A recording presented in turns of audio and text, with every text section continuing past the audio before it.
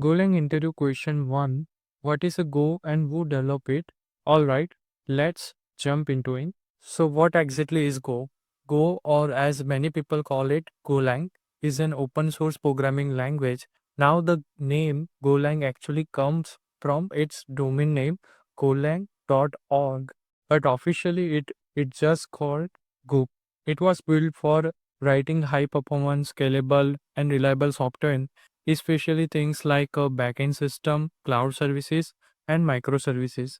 The cool part, Go gives you the speed and safety of a statically typed language, but it feels just as fast to work with a dynamic one like a Python.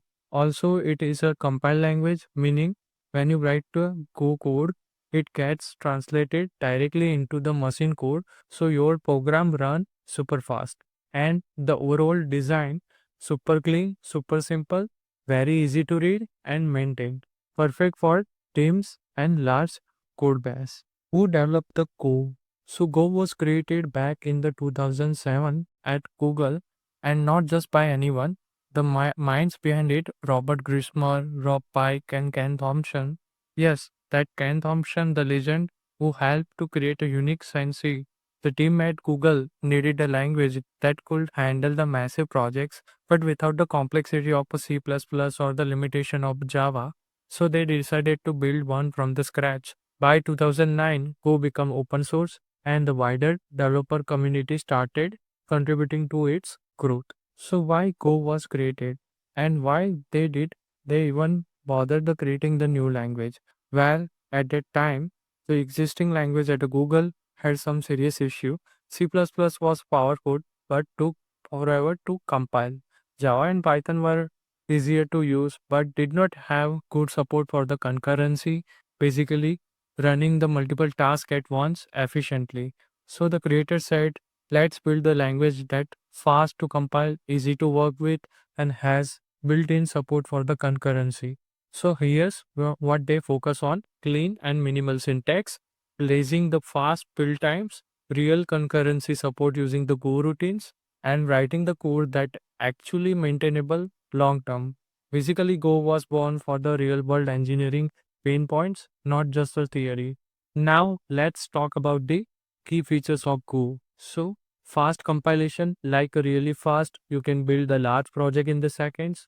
Built in concurrency, you get Go routines, lightweight threads, and the channel for the safe communication between them.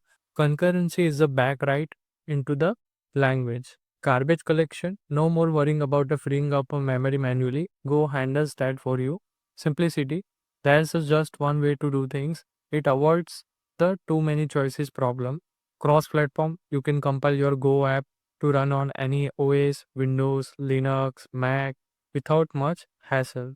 Powerful standard library. Want to build a web server?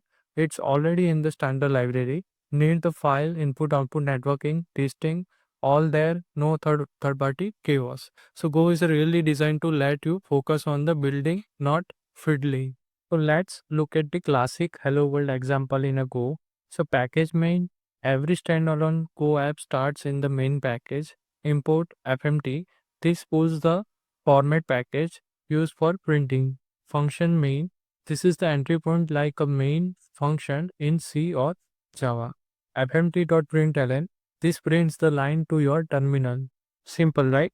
So let's quickly recap some fast facts about the Go aspect and details we have a use in the table, and now we can discuss about the attributes like a type, compile, statically type, year 2009, open source, creators, Grismer, Pike and Thompson, concurrency, coroutines and channels, and use case, web server, microservices and command line interface tools. So if you are binding the modern backends, server side tools, or want to work with the cloud native apps, Go is absolutely worth learning.